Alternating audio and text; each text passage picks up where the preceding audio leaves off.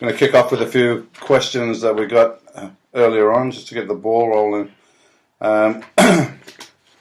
There's a question from Anthony Bales.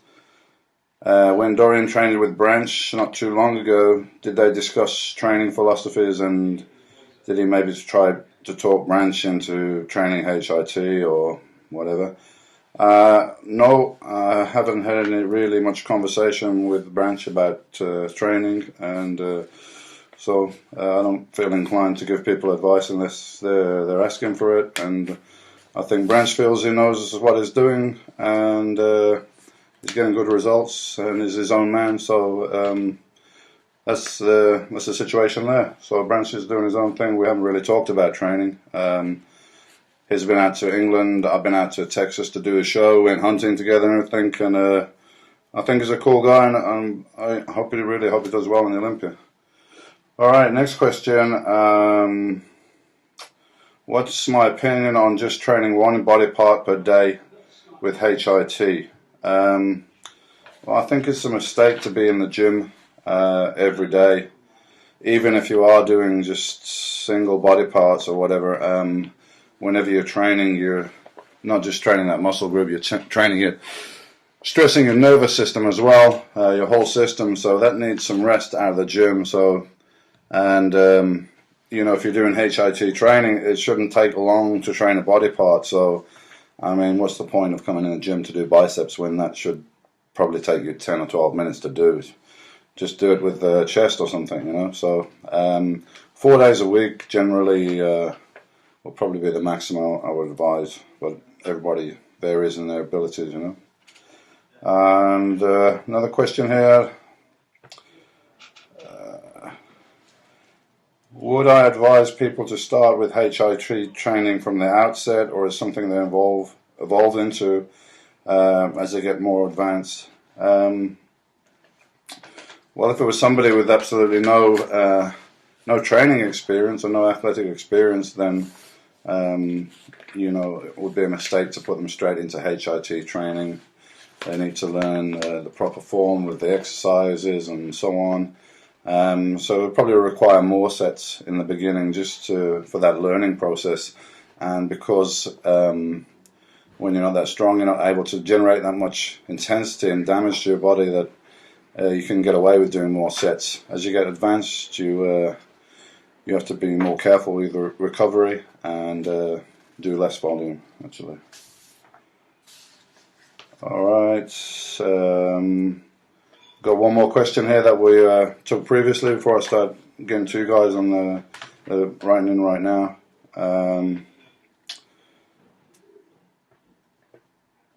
Okay, Lee wants to know his triceps are very developed and chest and shoulders poor, and he thinks his triceps are doing too much work on presses, and his chest and shoulders are not developing. Yeah, we all get genetically different muscle groups are more responsive, or they have longer muscle bellies, or more muscle fiber there, and so on.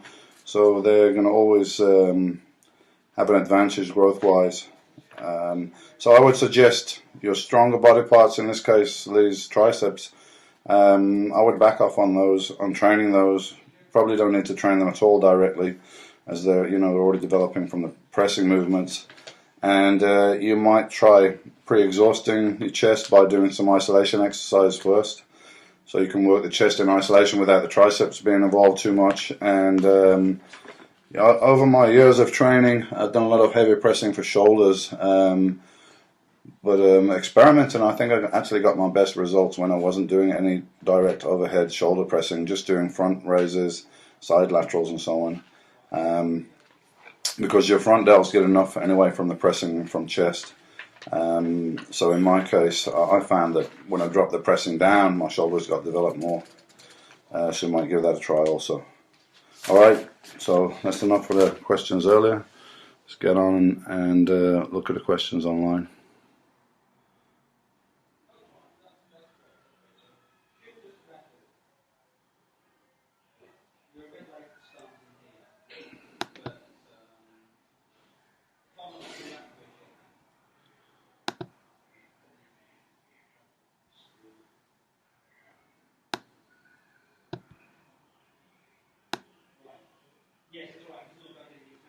Okay. Let's have a look what we got here.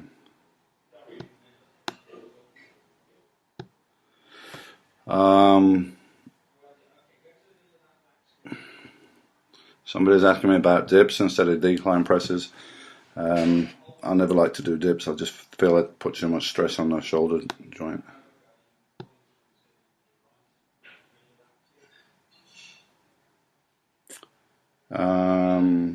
Got one from Prash here. Hi Dorian, I met you at the Expo in 2011. It was a true honor. Thanks, man. You say in one of your videos that the cardio equipment has been downgraded. Can you explain? Just simply that I think manufacturers have dumbed down their equipment and made them easier to use just to make them more acceptable. And for people coming into the gym, I guess they haven't trained before. For instance, Life Fitness cycle years ago on level 7 or 8 was pretty tough. Now it's like 7 or 8 is easy, and you got to go to level 15 to get the same kind of resistance. So basically, that's what I was talking about.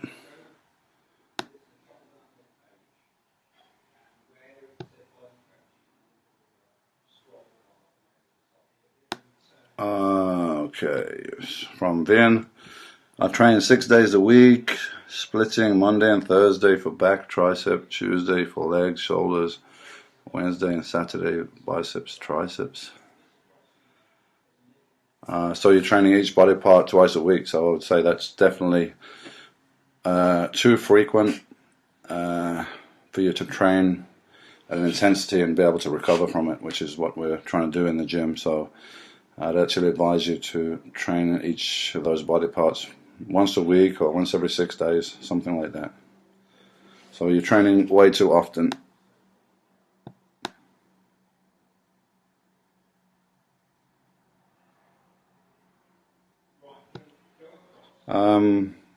Something I know about, a few injuries. I have shoulder impingement, 7 months on and still recovering. Is it recommended to train around it or allow it to heal fully before I start training again?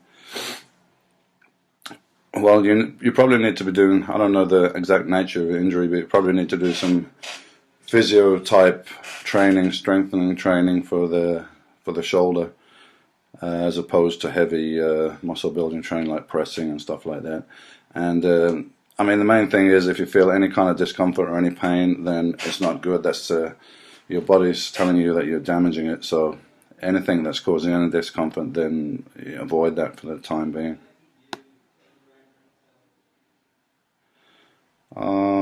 Somebody wants to know, where did they get the nickname The Shadow? Actually, that was given to me very early on in England by Peter McGough. He was the editor, or he was just working for a small bodybuilding magazine, I think, when I was competing as an amateur.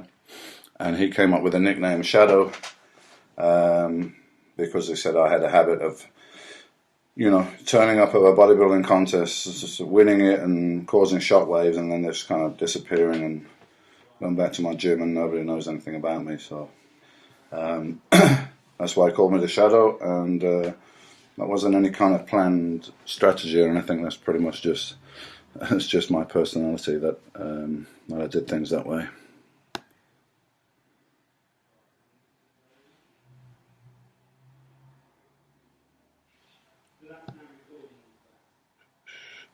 Do I ever get problems with forearm pain, mainly from straight barbell curls?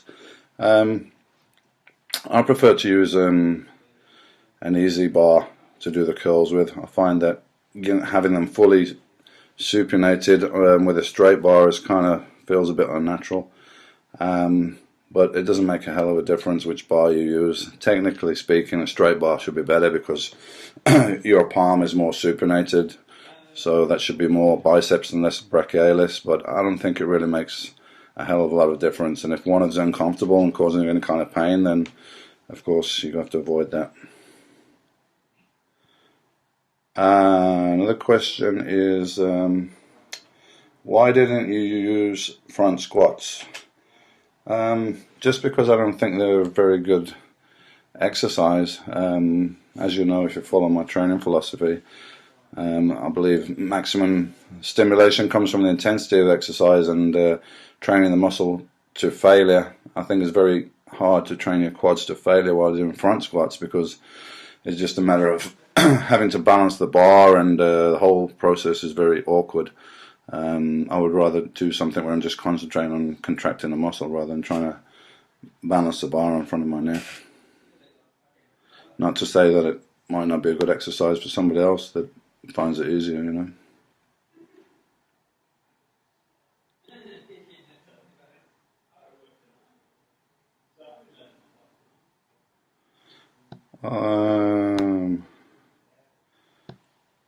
Somebody's asking me, you know, I made a comment like, where's the conditioning of the bodybuilders these days? And this gentleman wants to ask me why I think that is. I'm not really sure, because I'm not involved with competitive bodybuilding or working closely with the guys that compete and what they do. But it just seems that the general accepted contest condition standard in the pros has gone down, where guys are coming on stage, you know, fuller and rounder and bigger if you like it, but that's kind of like the look I used to have about 8 weeks out from the contest. And for me, that's not really true contest shape. You've got to be shredded. You've got to have cross serrations on your ass and the lower back. And if you're a professional bodybuilder, then I think you should be better than the amateur bodybuilders in all departments, not just bigger, not just in size. You should be better conditioned, better symmetry, better posing, better everything. If you're professional, but I often see people in amateur contests that have better conditioning than professionals, so that's where my comment came in.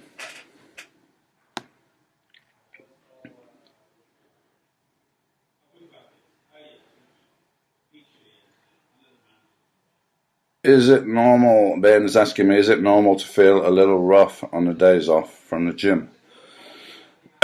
Well, you've done some stressful exercise, so yeah, it's normal to feel a little tired, especially after something like after legs, and for sure you're going to be getting some muscle soreness and everything.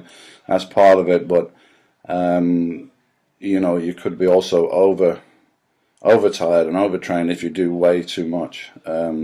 So yes, it's normal to feel a little tired, a little sore in the muscles that you've trained and so on. Well, you shouldn't feel exhausted. If you're feeling exhausted, you're probably doing too much in the gym in terms of time and volume.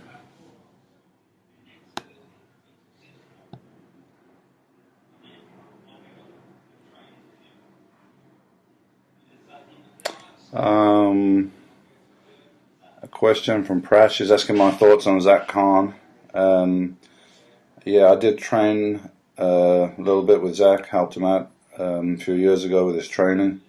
Do I think he'll do well in Olympia compared to people like Jay Cutler, Kai Green, etc.? Yeah, I believe he has the potential to be a professional and go and compete against those guys.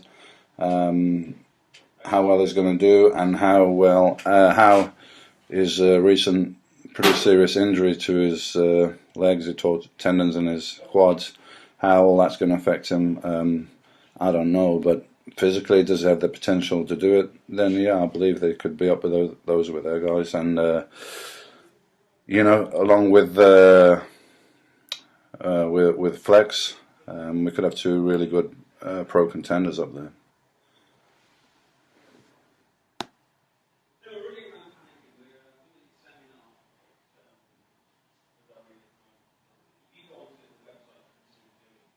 Can I tell you what's the best mass builder for arms, supersets or triceps? I always train pretty much straight sets, so I like to get an exercise and you know, do the required amount of reps. Usually 6 to 10, bit higher on legs, but get that exercise and put absolutely everything you've got into it to total failure without rushing around and jumping to another exercise. That was always my approach. I mean, multiple sets and circuit training and stuff like that. That's great for, maybe a partial muscle cardio workout, but for building mass, I think just straight sets to failure are the best.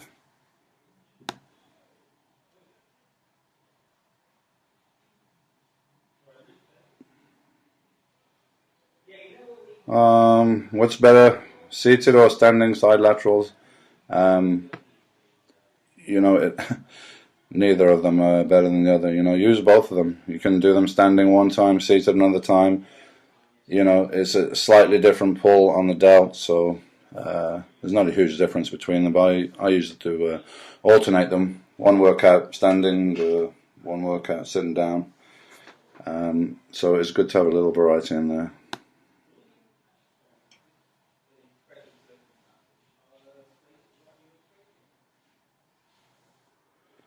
Have I ever thought about competing again and in this Masters contest and so on? No, I've never thought about it because I made a decision to retire based on reasons that would still be there. I retired because I had an injury that was really interfering with my training, and that injury is still there. So even if I wanted to compete at that level, it wouldn't be possible anyway. But having said that, I have absolutely no desire to do any more competitions.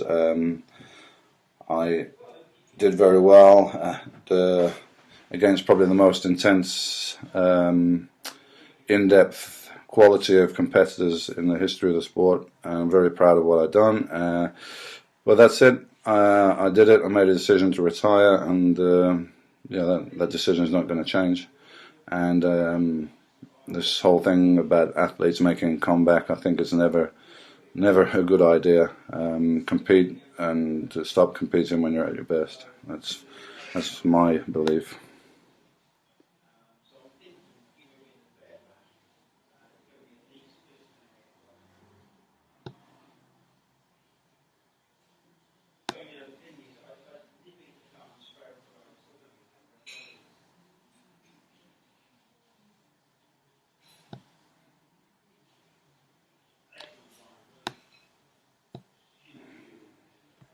Okay. Luna's asking me about what's my take on creatine and branched chain amino acids. I was actually using branched chain amino acids after the workout from early to mid-90s before I think most people had heard of them. I got powdered branched chain amino acids from a company in Australia called Musashi, and they were one of the first companies that were doing that kind of product. And I think it makes sense to take them after the workout to help the recovery healing process. Are you going to notice or see anything dramatic? No, but it all helps. All of these little things help added up. Creatine. When creatine first became available on the market, again, it was probably mid-90s. Creatine monohydrate. I tried it in every combination, loading it, taking it with sugar, taking it without sugar, and I never really felt anything from it. But recently I took a combination of creatines, and particularly creatine ethyl ester, and I really did notice something from that. I noticed more fullness and stronger, even though I'm not training seriously, I really felt it in the gym. So I think you've got to experiment. Not everyone reacts the same. For some people, creatine monohydrate may work great, but for me, it really didn't do anything. Yet I found other forms of creatine that work better. So you've got to experiment a little bit.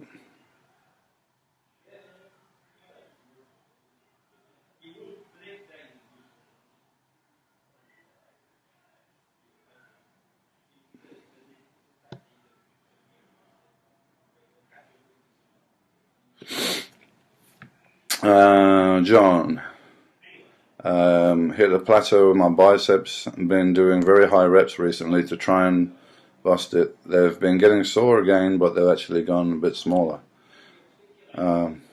yeah, I'm not surprised. If you're doing a lot of reps, then you're sending a message to the muscle that, you're stressing it endurance wise, so it needs to increase its endurance capacity, and that's probably what it's done, but it's decreased the muscle mass. So if you're training for muscle mass, you've got to train specifically for that. You've got to do heavy training, 6 to 10 reps. As far as the plateau on your biceps, obviously you can see the high reps or high sets or whatever, that is not going to help you. It might send you backwards. What you've got to do if you've got a weak body part is prioritize it. So that means doing it first thing when you go in the gym, when your energy is high, physically, mentally. You've got to play around with the different exercises to see which one works the best for your structure, and you've got to concentrate on intensity. So instead of doing more reps, more sets, or more often, which is all a mistake, do it harder. Put more intensity to it. Every set that you do, give it 100%, and you can go beyond failure with force reps. You can do extra negatives. There's different things you can do to take it beyond failure. So what you do is you concentrate this on a weak body part, in this case your biceps, and then on your stronger body parts, maybe your triceps are stronger or your back, whatever, you don't go to town on those body parts. You don't go beyond failure.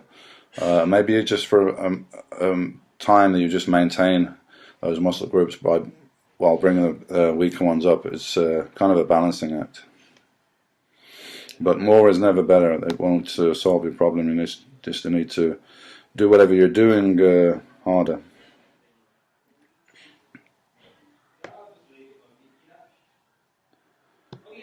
Could I explain the best exercise for front delt except for presses?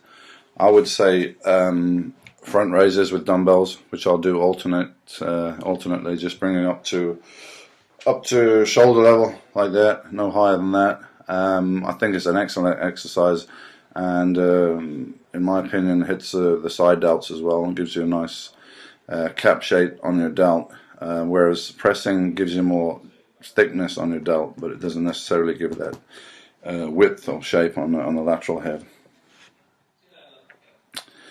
Training HIT without a partner. What do you think is the best way to increase the intensity of each set? Well, without a partner, you can go to failure. Some exercises have to go into failure with strict form. You could cheat or use momentum on the positive and then really slow down the negative. Another thing you can do is rest pause. So you could go to failure, whatever it is, 6, 7, 8 reps, go to failure, and then take just a 10-second breather and go again. So maybe you can get 4 or 5 on the second set, and you can do that a couple of times. Beyond that, you know, once you reach failure with full range reps, you can do partial reps. You can do like a 3/4 rep or a half rep on some exercises. But concentrate on every rep you do. Concentrate on contracting the muscle, slowing the negative down, making the muscles work as hard as possible on each set. And of course, you're training on your own. You've got safety factors as well. Some exercises are going to be dangerous to train to failure or near to failure. You wouldn't want to be doing bench press or something like that alone and going to failure, because if you fail and that bar gets stuck on you, or if you're under a leg press or something with a ton of weight on there, so you've got to exercise some caution for sure.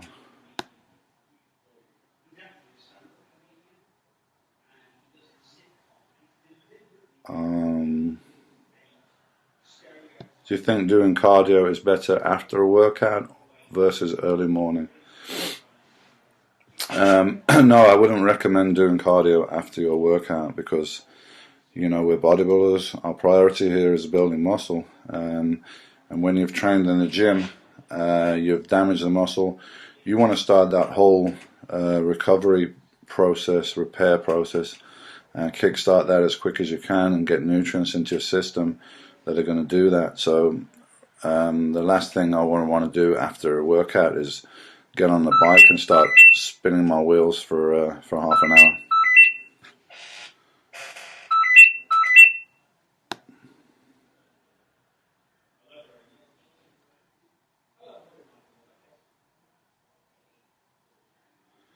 Should you do cardio warm-up for each workout?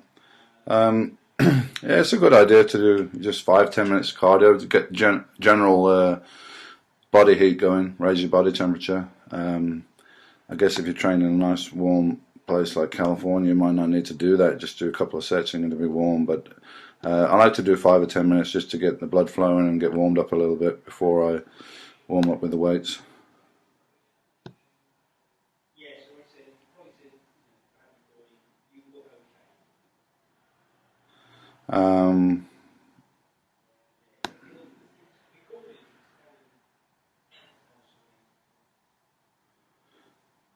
This is from Make Lift. He's asking about the guys from the 90s, I guess, myself, Kevin, Sean, and so on. If we were competing today, how would we do? Well, I'll just be honest. I think the guys in the 90s were better, so I think we'd do very well, and I'll leave it at that. Riley wants to know, on incline barbell press, did you always go down, all the way down and all the way up?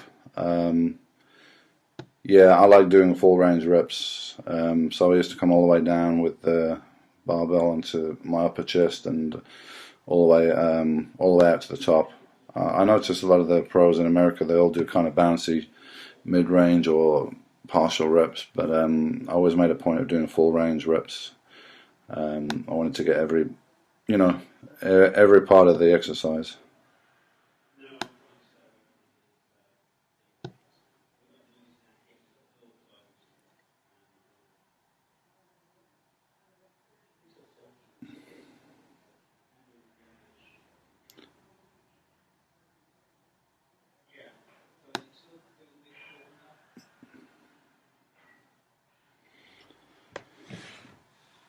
During the off season, did I weigh and pre-cook my food? Somebody's asking me that.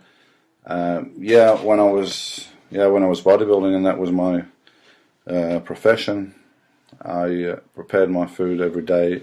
I occasionally ate in restaurants, but not very often, to be honest. And 3 months before a contest, then I would not eat in a restaurant. All my food would have been actually weighed and calculated and made, and down to almost the last calorie. So it's not that everyone's approach, and maybe it's not totally necessary, but that's, I'm kind of like, if I want to do something, I'm going to do it properly. So that's what I used to do, and I used to eat pretty clean all year round. Just more of the same, really, in the off season. And of course, it was a bit more flexible. If I wanted some ice cream or something, I'd have it. Where contests, you can't really do that. So, but there was not a huge difference in the food sources. It's just less carbohydrates before a contest. Somebody's asking, what's the best thing for somebody that doesn't feel their back engage when they do the exercises? Well, first of all, cut all your weights in half, and your lat, find out what's your lat function. Is to bring the upper arm down and back, so that's kind of movement that you need to be concentrating on.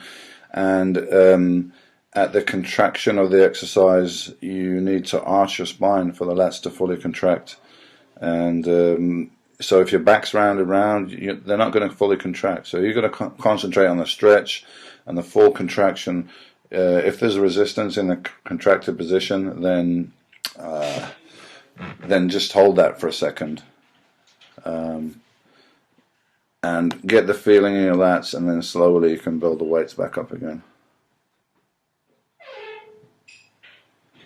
Jason wants to know, do I recommend eating red meats in the off season?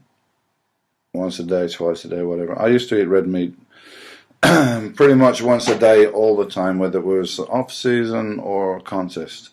There's no reason that you wouldn't eat red meat before a contest. It's actually a better source of protein and aminos than chicken and fish.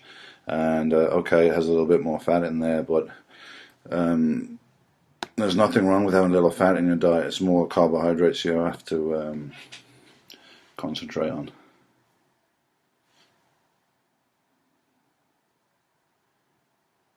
Nikon wants to know, do I feel the step mill brings in more striations through the hams and the glutes as well as burning up the fat? No, I don't. You know, the striations in the muscle are just going to be visible when your body fat's very low, and the actual formation of the striations and the separations is somewhat genetic. You know, people have different shaped muscles and different separations and stuff like that. So, you know, the main thing is you've got to get your body fat very low, and there's no such thing as spot reducing. So, just because you're using your quads and your glutes on the step mill doesn't mean that you're going to get lean in that area. It doesn't work like that. So just concentrate on lowering your body fat and keep doing the training that you're doing in the off season to maintain the muscle.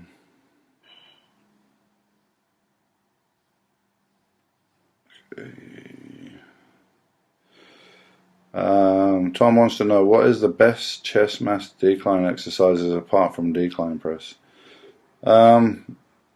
Most free weight exercises, pressing movements, flies. Those are the core movements. Any pressing, heavy pressing, I prefer to use a barbell because it's easier to balance. And when you're using big weights, you know, just if you're using 150-pound plus dumbbells, I just find them so awkward and cumbersome to get up and to get down, and you know, you're spending a lot of effort doing that, and I don't want to get injured lifting the weight up to position and putting it back down again. So it's just much easier to use a bar and use the dumbbells for dumbbell flies, which is more, you know, more of a full range stretching kind of exercise.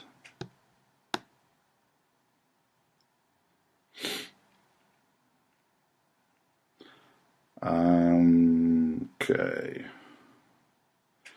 What training split for a 15-year-old that's pretty much a beginner? I would just split the body parts into 3 equal workouts. Doesn't really matter which one, how you split it, but let's say you can do chest, shoulders, and triceps on one day, take a day off, do back and biceps on the next day, take a day off, do legs, and so on. So, like, you know, 3 days a week or 3 days every 6 days or whatever. We all tend to plan our training around the week just because, you know, we use the week for everything, for the working week and so on, and we got the weekend. But your body doesn't really work on a weekly basis, so that's why I say 6, 7, or 8 days. You know, you don't have to do it on the weekly schedule.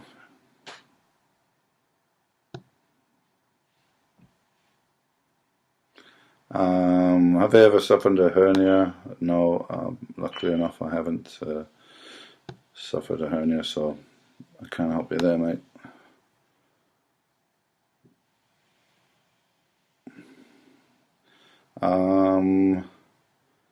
Barbosa.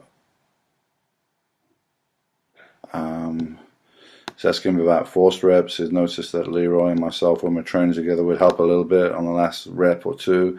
Basically, that's it. Yeah, just enough assistance just to get through the weakest point in an exercise and to complete the reps, because in an exercise there's always going to be a range in the exercise that's more difficult to do than the rest. For instance, if you do a barbell curl, the first bit's relatively easy. When you hit the mid-range, that's when it gets more difficult, and then it falls off towards the top. So the idea is just enough assistance to get through those weak points, just to finish off the last couple of reps. It shouldn't be, your training partner shouldn't be taking a ton of resistance off you, just a little bit, just to finish the last 2 reps. A lot of people get carried away with forced reps and doing way too many, and training partners do more work than them. So the idea is just a little bit on the last couple of reps, and it takes a bit of practice and a good training partner to really do it properly. You want to just keep the weight moving really slowly, so you're not taking off the resistance off the guy that's training too much. On the other hand, you don't want to just let him get stuck. You know, you want to keep the weight moving, albeit slowly.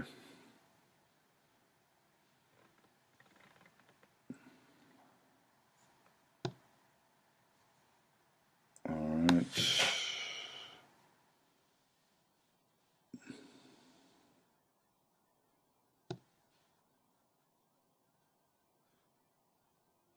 Alright guys, I'm going to have to leave in a little while, but I wanted to let you know that body coaches will be at the Body Power Expo next year, so myself and Sean Ray will be there, and a lot of the guys, so it's an opportunity. If any of you can make it, to come meet us in person and say hi.